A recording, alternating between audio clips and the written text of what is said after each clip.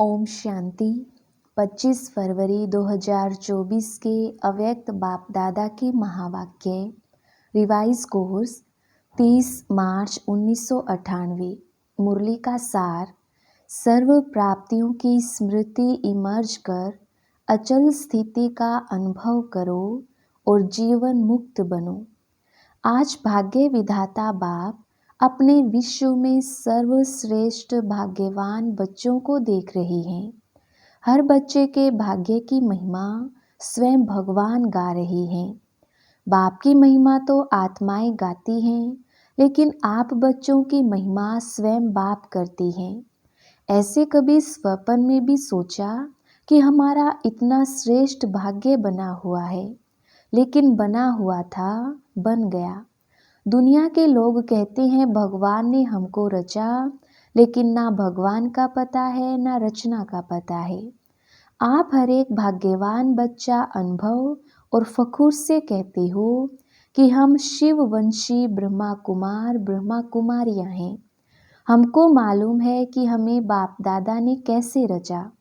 चाहे छोटा बच्चा है, चाहे बुजुर्ग पांडव हैं, शक्तियां हैं। किसी से भी पूछेंगे आपका बाप कौन है तो क्या कहेंगे? फलक से कहेंगे ना कि हमको शिव बाप ने ब्रह्मा बाप द्वारा रचा, इसलिए हम भगवान के बच्चे हैं। भगवान से डायरेक्ट मिलते हैं। ना सिर्फ परम आत्मा व भगवान हमारा बाप है, लेकिन वह बाप भी है, शिक्षक भी है और सतगुरु भी है। सबको यह नशा है। ताली बजाई। एक हाथ की ताली बजाना, अभी यह भी एक्सरसाइज बुजुर्गों को सिखानी पड़ेगी। बच्चों को खुश देख बाप दादा भी खुशी में झूलते हैं और सदा कहते, वाह मेरे हरेक श्रेष्ठ भाग्यवान विशेष आत्माएं। बाप के रूप में परमात्म पालना का अनुभव कर रही हो। यह परमात्म पालना सारे कल्प में सिर्फ इस ब्राह्मण जन्म में आप बच्चों को प्राप्त होती है। जिस परमात्म पालना में आत्मा को सर्व प्राप्ति स्वरूप का अनुभव होता है। परमात्म प्यार सर्व संबंधों का अनुभव कराता है। परमात्म प्यार अपने देह भान को भी भुला देता, साथ साथ अनेक स्वार्थ के प्यार को भी भुला देता है। ऐसे परमात्म प्यार परमात्म पालना के अंदर पलने वाली भाग्यवान आत्माएं हो। कितना आप आत्माओं का भाग्य है जो स्वयं बाप अपने वतन को छोड़ आप गॉडली स्टूडेंट्स को पढ़ाने आते हैं। ऐसा कोई टीचर देखा जो रोज सवेरे सवेरे दूर देश से पढ़ाने के लिए आवे? ऐसा टीचर कभी देखा? लेकिन आप बच्चों के लिए रोज बाप शिक्षक बन आपके पास पढ़ाने आते हैं और कितना सहज पढ़ाते हैं। 2 शब्दों की पढ़ाई है, आप और बाप। इन्हीं 2 शब्दों में चक्कर कहो, ड्रामा कहो, कल्प वृक्ष कहो, सारी नॉलेज समाई हुई है। और पढ़ाई में तो कितना दिमाग पर बोझ पड़ता है और बाप की पढ़ाई से दिमाग हल्का बन जाता है। हल्के की निशानी है ऊंचा उड़ना। हल्की चीज स्वतः ही ऊंची होती है। तो इस पढ़ाई से मन बुद्धि उड़ती कला का अनुभव करती है, तो दिमाग हल्का हुआ ना। तीनों लोगों की नॉलेज मिल जाती है। तो ऐसी पढ़ाई सारे कल्प में कोई ने पढ़ी है। कोई पढ़ाने वाला ऐसा मिला तो भाग्य है ना।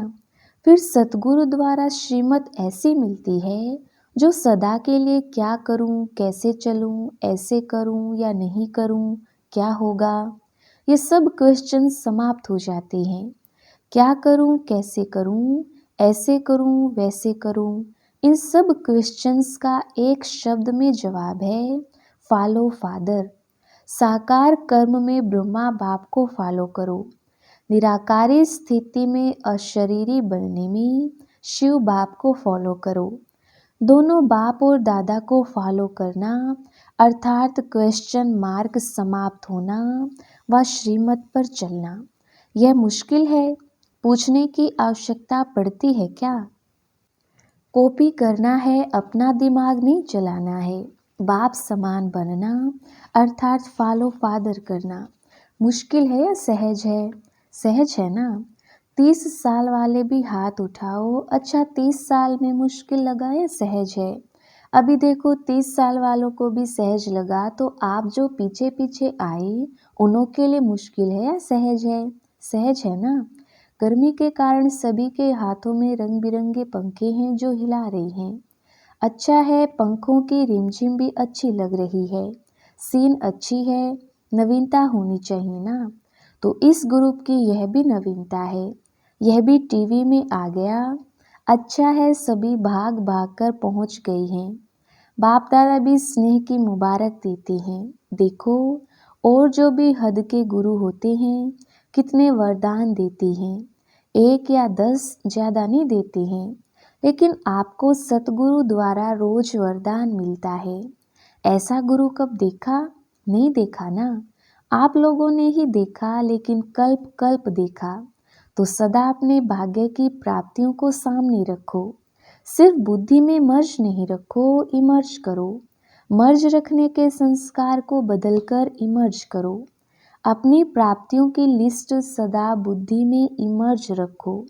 जब प्राप्तियों की लिस्ट इमर्ज होगी तो किसी भी प्रकार का विघ्न वार नहीं करेगा। वह मर्ज हो जाएगा और प्राप्तियां इमर्ज रूप में रहेंगी। बाप दादा जब सुनते हैं कि आज किसी भी कारण से कोई बच्चे मेहनत करते हैं, युद्ध करते हैं, योग लगाने चाहते, लेकिन लगता नहीं है, सोल कॉन्शियस के बदले बॉडी कॉन्शियस में आ जाते हैं, तो बाप दादा को अच्छा नहीं लगता है। कारण क्या? अपने भाग्य की प्राप्तियां इमर्ज नहीं रहती, मर्ज रहती हैं। फिर जब कोई याद दिलाता है तो सोचने लगते हैं, होना तो ऐसा चाहिए। इसलिए बहुत सहज पुरुषार्थ है, प्राप्तियों को इमर्ज रखो। जब से ब्राह्मण बने तब से अपने भाग्य को स्मृति में रखो। हलचल में नहीं आओ, अचल बनो, क्योंकि यहाँ आबू में यादगार क्या है? अचल घर है या हलचल घर है? अचल घर है ना। यह किसका यादगार है? आपका यादगार है ना। तो जब भी कोई सूक्ष्म पुरुषार्थ का मार्ग मुश्किल लगे, बुद्धि ज़्यादा हलचल में हो, तो अपने यादगार को स्मृति में लाओ। कई बार बच्चे ज्ञान की पॉइंट बोलते भी हैं कि मैं आत्मा हूँ, ड्रामा है, यह तो विघन है, यह तो साइड सीन है। बोलते भी रहते लेकिन हिलते भी रहते, हिलते हिलते बोलते रहते। जब ऐसी बुद्धि बन जाए जो अचल नहीं हो सके, तो मधुबन का अचल घर याद रखो। यह तो स्थूल चीज़ है ना, सूक्ष्म तो नहीं है, आँखों से देखने की चीज़ है। मेरा यादगार अचल घर है, हलचल घर नहीं है। क्योंकि बाप दादा इस वर्ष को सर्व बच्चों के प्रति मुक्ति वर्ष मनाना चाहते हैं। ऐसा नहीं हो हाथ उठावें तो कोई का हाथ उठे, कोई का नहीं उठे, नहीं। सभी खुशी खुशी से हाथ की ताली बजाए, सभी बजाने लगे। चलो अभी बजा दी तो ठीक है, लेकिन ऐसे ही बाप दादा इस वर्ष के समाप्ति में इतनी जोर से ताली बजाते देखे। अभी तो बजाई अच्छा है, लेकिन तब भी बजाना, बजाएंगे। देखो, हाथ की ताली बजा के तो खुश कर दिया, लेकिन बाप दादा नए वर्ष में जो अपना 18 जनवरी विशेष ब्रह्मा बाप के शरीर से मुक्त होने का दिन है, तो 18 जनवरी में बाप दादा फिर हाथ उठवाएगा कि मुक्ति वर्ष मनाया या सिर्फ सोचा। मनाना है, सोचते तो नहीं रह गई। स्वरूप में लाया व सोचते सोचते लास्ट में भी सोचते रहेंगे। यह रिजल्ट बाप दादा देखने चाहते हैं, दिखाएंगे। अच्छा, याद रहेगा ना। प्राप्तियों को सामने रखो, बाप की याद के साथ। बाप ने जो दिया वह भी इमर्ज करो, क्या बनाया और क्या मिला। बाप दादा इस वर्ष के बाद हर बच्चे को जीवन मुक्त स्थिति में देखेंगे। भविष्य में जीवन मुक्त होंगे, लेकिन संस्कार जीवन मुक्त के अभी से ही इमर्ज करने हैं। और निरंतर कर्म योगी, निरंतर सहज योगी, निरंतर मुक्त आत्मा के संस्कार अभी से अनुभव में लाओ। क्यों? बाप दादा ने पहले भी इशारा दिया है कि समय का परिवर्तन आप विश्व परिवर्तक आत्माओं के लिए इंतजार कर रहा है।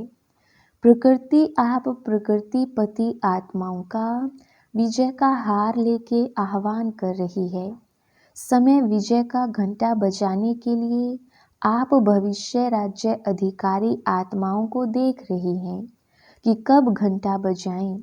भगत आत्माएं वह दिन सदा याद कर रही हैं कि कब हमारे पूज्य देव आत्माएं हमारे ऊपर प्रसन्न हो, हमें मुक्ति का वरदान देंगी। दुखी आत्माएं पुकार रही हैं कि कब दुख हरता सुख करता आत्माएं प्रत्यक्ष होंगी। इसलिए यह सब आपके लिए इंतजार व आह्वान कर रही हैं। इसलिए हे रहमदिल विश्व कल्याणकारी आत्माएं, अभी इन्हों के इंतजार को समाप्त करो। आपके लिए सब रुके हैं। आप सब मुक्त हो जाओ तो सर्व आत्माएं प्रकृति भगत मुक्त हो जाएं।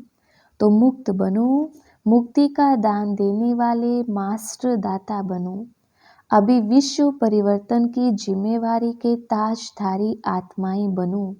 जिम्मेवार हो ना, बाप के साथ मददगार हो। क्या आपको रहम नहीं आता?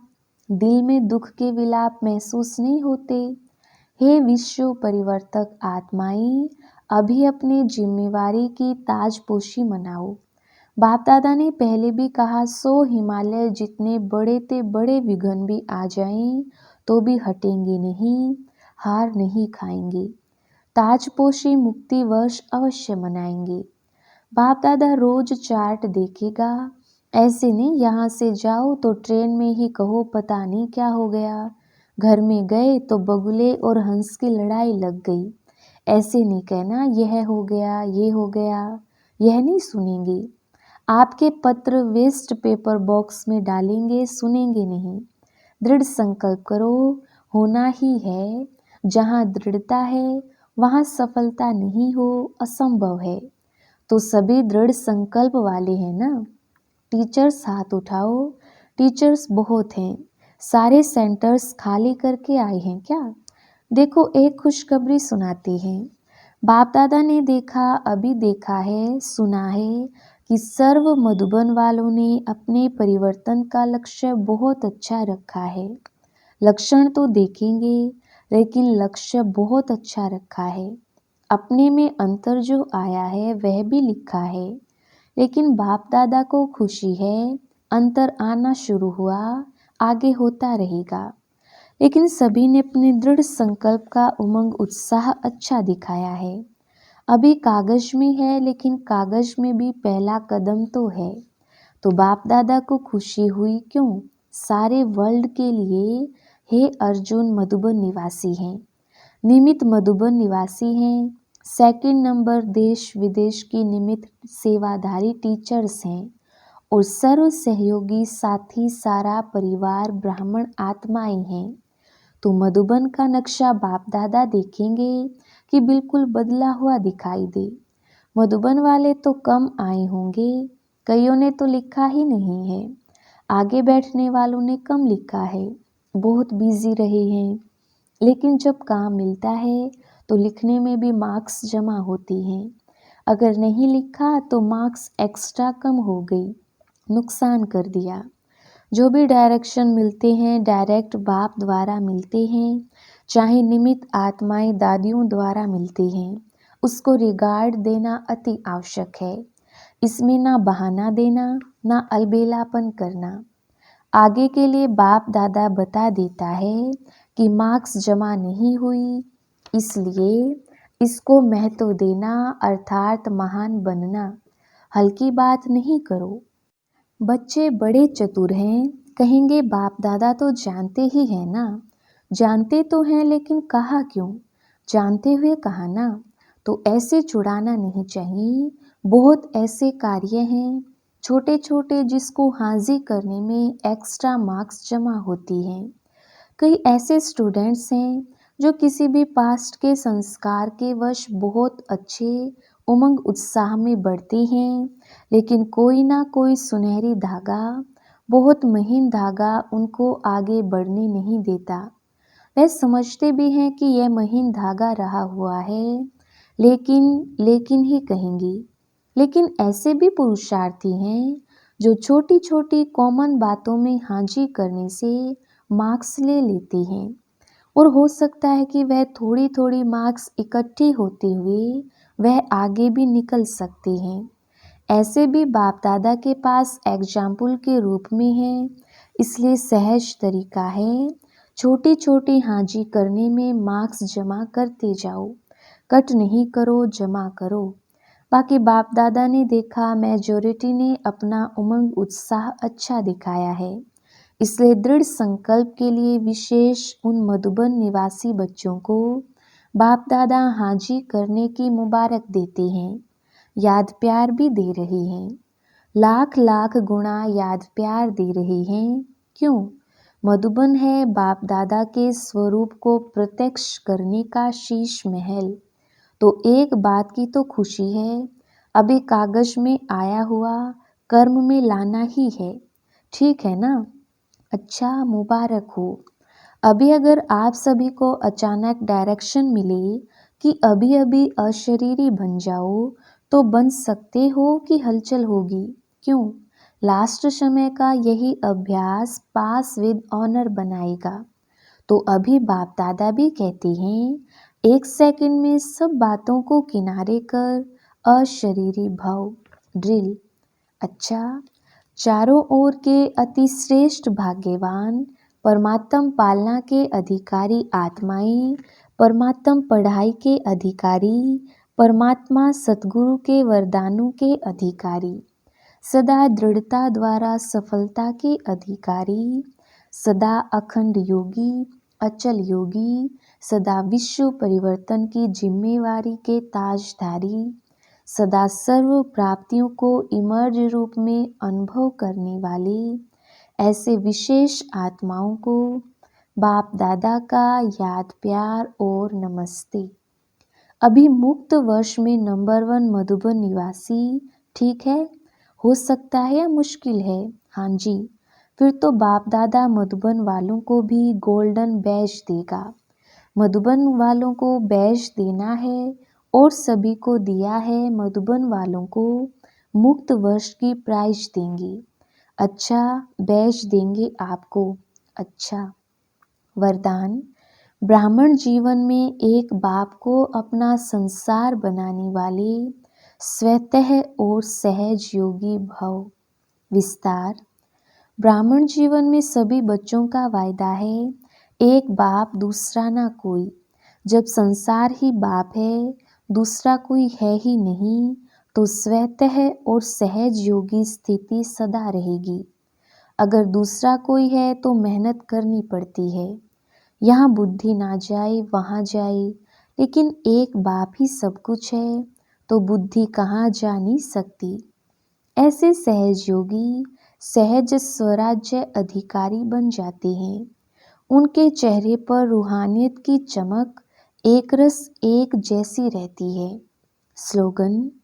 बाप समान अव्यक्त व विदेही बनना, यही अव्यक्त पालना का प्रत्यक्ष सबूत है। अच्छा, ओम शांति।